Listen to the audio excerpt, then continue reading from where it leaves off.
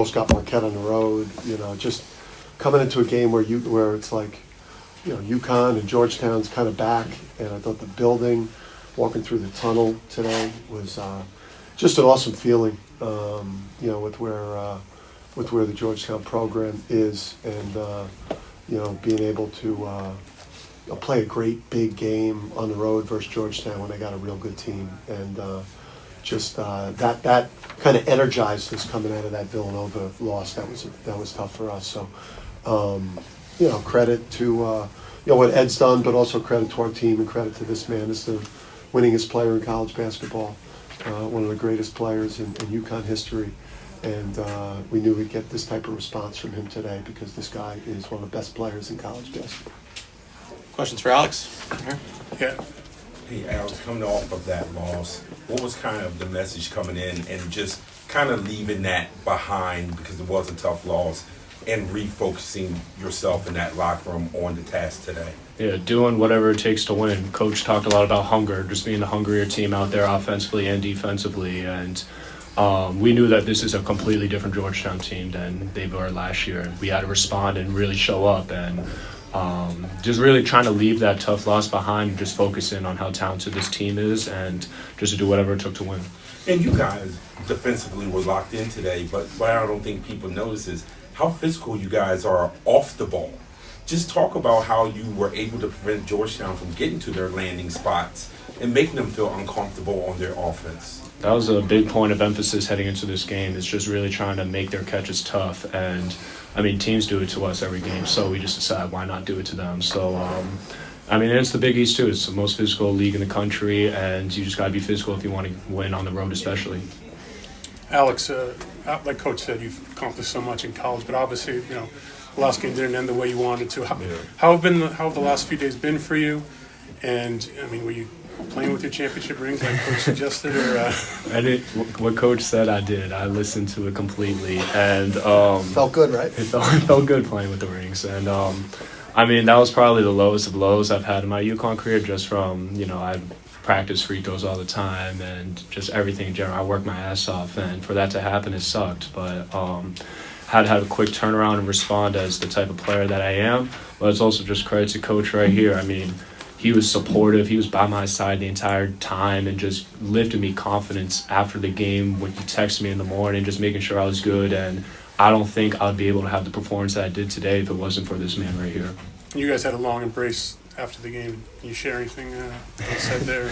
Just a hug. I'm a big hugger, and I love hugs, and that's just someone who I am. And it was kind of just like a thank you to Coach, just because he lifted my spirits. And the entire coaching staff, my teammates, my mom, my dad, they all lifted me up after that tough loss. But he was the main one that just really got me to the confidence level that I needed to today. And the hug was kind of just like a huge thank you.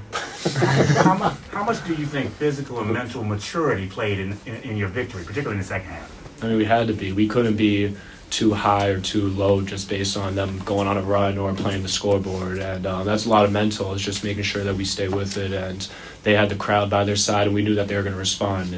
Coach Cooley does a great job with their team. So we knew that they'd respond. We just had to really make sure that we stayed locked in throughout the entire game. And physicality was one of the main points heading into this game, too. So we weren't surprised by it. Were you surprised by their diamond late in the game? I don't know how much they really showed that this year. We've seen a bunch of defenses already, so you just got to go out there and play and just read and react to what the other team's doing. And I think they did some diamond last year, too, when we played them, so it wasn't much of a surprise. Anything else for Alex? Let him Right. Alex, the 17-2 run to start the second half, what was the focus coming out of intermission for you? Just set the tone defensively, and that's exactly what we did. And just to keep the crowd out of it, is we wanted to respond and play championship basketball as who we are as a program, and we did that exactly. And we really just built off that run into the rest of the half. Also 7 of 10 from the field, 4 of 6 from three-point range. What do you feel you were able to take advantage of today offensively? Just taking what the defense gives me, and a big emphasis for myself heading into the game was just being more aggressive and assertive. And it's my team, and I got to do that. And today I probably still passed up a couple shots, but still I just take what the defense gives me, as well as trusting my teammates to have the best teammates in the country. Last for Alex right here. Hey Alex, in Coach's opening statement, he called you one of the greatest players in UConn history. How does that get your confidence going forward, and what does that mean to you? I mean, it's unbelievable. I mean, I haven't thought about it too much yet just because I'm still playing here and want to add more to history. But that's just the greatest confidence booster you could have as a player. And for him to be by my side and just lifting me up, it's unbelievable. And he's going to continue to push me every single day in practice. And when you get to the games, he's just uplifting everybody. And that's just what makes him the best coach in the country. Thanks, guys. Well, let's go back to the locker room. Thank Take you. a question, Thank you. Coach. All right, man.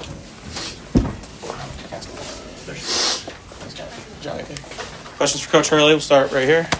Hey, Coach, it looked like you varied your coverage on Sorber. A couple times you sent the double, a couple times you did not. Was that the plan today, was to make him almost think about how different you were in his coverage? Yeah, I mean, listen, it's all about with him, just the spots he catches it on, right? Like your pre-catch, post-defense. If it's not on point, that guy is real technical, like a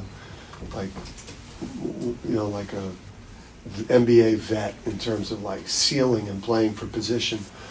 So on the short 2-day prep, we just work so hard on pressuring post feeders and just breaking the contact with him and not giving angles into the post, and then really just trying to avoid letting him get catches in his spots. And then with certain players we trapped him. With other players that we thought were physical enough to hold up, we didn't trap him. So we threw a lot, obviously, at him. And 15 turnovers, with the bulk of them being live ball turnovers. Just speak to, was that something, they have small guards. Was that something you thought you could take advantage of? Well, yeah, I mean, they had 15. We don't turn people over. That's why we've been so bad defensively this year.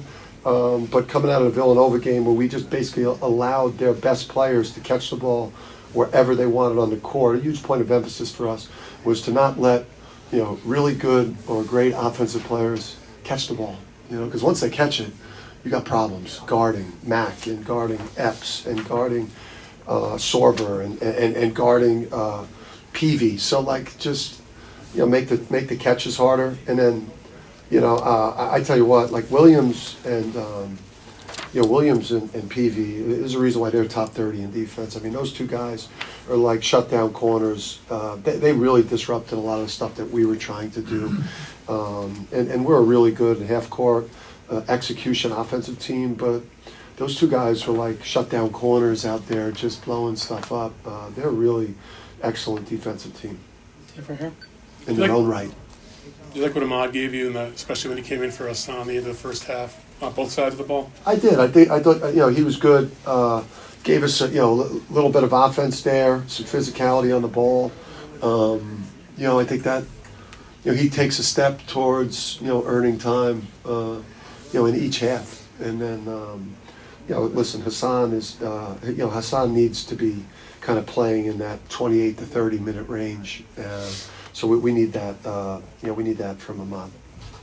Talk about your maturity second half. I mean, you guys stuck with what you did and blew the game away. Yeah, I mean, we just talked about hunger. I thought that we were, there wasn't a desperation to us in the Villanova game. Sometimes when you win 8 in a row, you forget how brutal you feel when you lose one, and we forgot that feeling of Maui and what that felt like, and that feeling of losing has got to unleash a hunger in you, and a desperation, and an urgency. And I thought we played with that type of just hunger today, like there was no way we were going 0-2 this week. And I don't think a lot of people are going to win at Georgetown this year. So I think this really helps us in terms of playing at the top of the league, because I think they're gonna hold court here a lot. When you look back at your St. B's days, how have you grown? I'm nowhere near as emotional.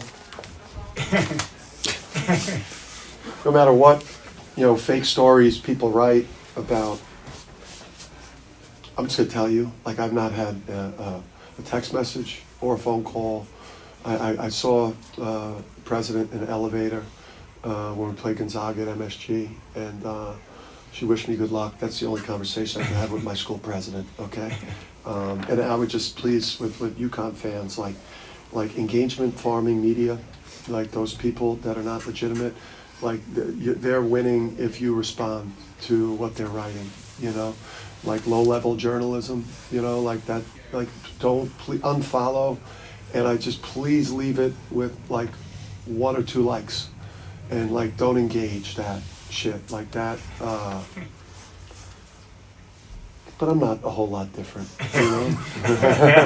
I just, you know, listen. You get better. I think obviously, you know, when I'm in a situation like I'm in, you know, maybe the team's not playing well. You feel like you're not getting, you know, great whistle. Obviously, I'm an intense coach. But again, I grew up on Big East basketball in the 80s and 90s, when that's how the men coached, and that's how the games were played. And I grew up on Knicks Bulls. I grew up on Lakers Celtics and Sixers Celtics, and I grew up on that's the basketball, and men competed life or death to win games, and it was total desperation. And that's how I coach. If people are too soft and not like that, I guess they could try to cancel my style, but I don't give a shit. Thank you. Anything else for Coach? It's a good way to end it. Yeah. Oh, Thanks, you guys. got one? Yeah, one. Go ahead. Yep. I have to say, Coach, you talked about growing up watching Big East basketball and the UConn Georgetown rivalry coming back. Yeah. Can you just explain a little bit more about like the energy in the stadium today and just the energy on the court as well?